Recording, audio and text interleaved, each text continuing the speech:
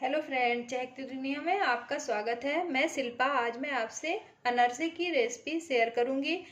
ये एक traditional dish है और ये किसी भी अवसर में बनाया जा सकता है। खाने में बहुत ही टेस्टी लगते हैं। तो इसके लिए मैंने 1 कप नॉर्मल चावल ले लिया है। इसके लिए बासमती या पतले चावल की आवश्यकता नहीं होती है।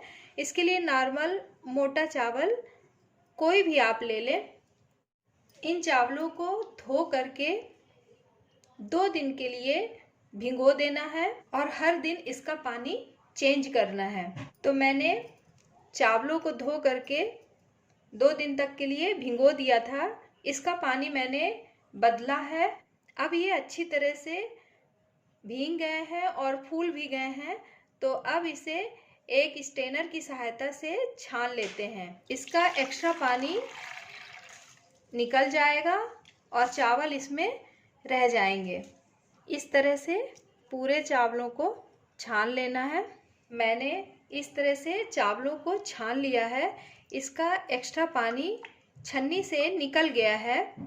अब एक साफ टॉवल बिछा करके इसमें चावलों को फैला देना है और पंखे की हवा में इसे 5 से 10 मिनट सुखा लेना है। इसे बहुत ज़्यादा नहीं सुखाना है। इसे बस इतना सुखाना है कि इसकी एक्स्ट्रा नमी ख़त्म हो जाए और चावल थोड़े सूख जाएं। बहुत ज़्यादा यदि सूख जाएंगे तो अनरसा बनाने में दिक्कत होगी। इसलिए हल्की सी नमी इसमें रहने देना है। और ये ध्यान रखना है, इन चावलों को धूप में नहीं सुखाना है। इसे पंखे की हवा में ही सुखाना है। तो फ्रेंड, मैंने इसे 10-15 मिनट पंखे की हवा में सुखा लिया है।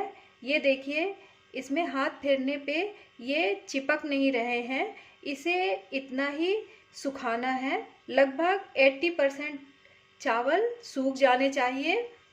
तो चलिए अब इन्हें मिक्सी के जार में डाल करके इसे बारीक पीस लेते हैं। मैंने इसे पीस लिया है। अब छन्नी की सहायता से इसे छान लेते हैं, जिससे कि इसमें कोई मोटा पार्ट्स रह गया हो तो वो निकल जाए। तो फ्रेंड, मैंने इसे चाल दिया है और थोड़ा सा ये मोटा चावल बचा हुआ है। इसे हम चीनी के साथ पीस लेंगे। तो जिस कप से मैंने चावल लिया है उसी कप से 1/4 कप मैं चीनी ले लेती हूँ और इसे मिक्सी के जार में डाल करके बारीक पीस लेती हूँ। और साथ ही ये चावल भी इसी में डाल देती हूँ जो चालने में बच गए थे। अब इसे भी बारीक पीस लेते हैं। तो फ्रेंड, मैंने चीनी भी पीस ली है। अब इसे भी छान लेते हैं, जिससे कि कोई भी मोटा भाग इसमें नहीं जाए, क्योंकि हमें इसका महीन पाउडर चाहिए है। तो इसे छान लेते हैं। तो मैंने इस तरह से इसे छान लिया है। अब इसे अच्छी तरह मिक्स कर लेते हैं। तो मैंने इसे अच्छी तरह मिक्स कर लिया है। अब इस मिश्रण का लड्डू जैसा बांध लेना है और ये बांधने में आसानी से बंध जाते हैं। और इन्हें एक एयर टाइट कंटेनर में रख करके 2 दिन के लिए छोड़ देना है। तो मैंने एक एयर टाइट कंटेनर ले लिया है। उसमें इन लड्डुओं को बांध करके 2 दिन के लिए रख देते हैं। तो फ्रेंड, मैंने चावल के आटे और शक्कर के मिश्रण को लड्डू बना करके 2 दिन के लिए रख दिया था। इसे कम से कम 1 या 2 दिन रखने के बाद ही अनरसा बनाना चाहिए, तभी अनरसे अच्छे बनते हैं। तो अब इन्हें हम खोल के देख लेते हैं। अब इनमें से एक लड्डू को लेकर के एक बर्तन में इसे फोड़ लेते हैं। अब इसमें 1 या 2 चम्मच जितनी ज़रूरत होगी उतना दूध डाल देते हैं और इसे मिक्स करते हैं। इसे बहुत ज़्यादा गीला नहीं करना है, इसकी अच्छे से बाइंडिंग हो इतना ही इसमें दूध डालना है। इसको इस तरह से अच्छी तरह मिक्स कर लेना है। अब ये डो के फॉर्म में आ गया है। इसे हम ढक करके 10 मिनट रेस्ट के लिए छोड़ देते हैं। 10 मिनट रेस्ट करने के बाद इसे खोल करके देख लेते हैं कि डो हमारा सेट हो गया कि नहीं। तो डो हमारा सेट हो गया है। इसे थोड़ा सा और मसल लेते हैं और देख लेते हैं ये इस तरह करने में टूट तो नहीं रहा।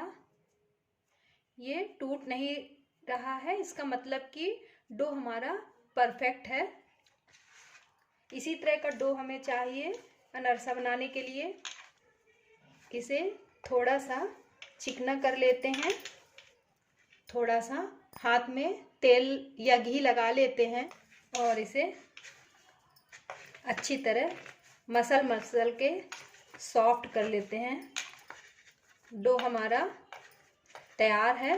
अब इसकी छोटी छोटी सी लोइयाँ काट लेते हैं।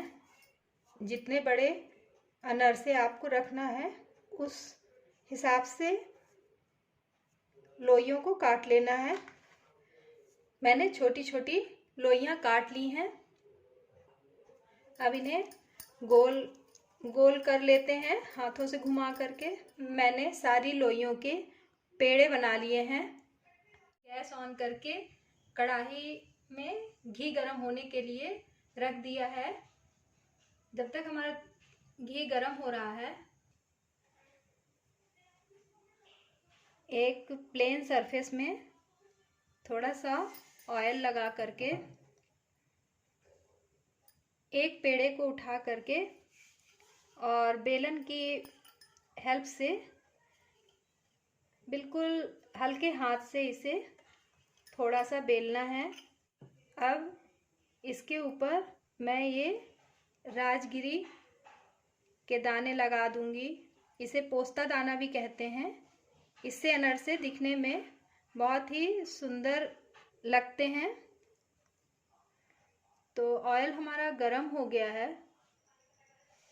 अब इसमें एक एक अनरसे को डाल करके फ्राई कर लेते हैं। गैस की फ्लेम को मैंने लो टू मीडियम में रखा है। ये देखिए ये फ्राई होके ऊपर आ गया है। अब इसे पलटना नहीं है, इसे एक ओर से ही सेकना है। इसके ऊपर आप घी थोड़ा थोड़ा सा करछी से डाल दीजिए जिससे कि ऊपर से भी ये सिक जाए। आप चाहे तो इसे रिफाइंड ऑयल में भी बना सकते हैं। अब ये पक गया है, इसे अब निकाल लेते हैं। तो फ्रेंड्स मैंने सारे अनरसे फ्राई कर लिए हैं। अब मैं इन्हें सर्व करके दिखाती हूँ। तो फ्रेंड मैंने इन्हें सर्व कर दिया है। कितने अच्छे जालीदार अनरसे बने हैं। तो आपको हमारी रेसिपी कैसी लगी कमेंट्स करके बताइएगा। यदि आपको हमारी रेसिपी अच्छी लगी हो तो इसे लाइक और शेयर कीजिएगा और मेरे चैनल को सब्सक्राइब कीजिएगा। वीडियो देखने के लिए थैंक यू।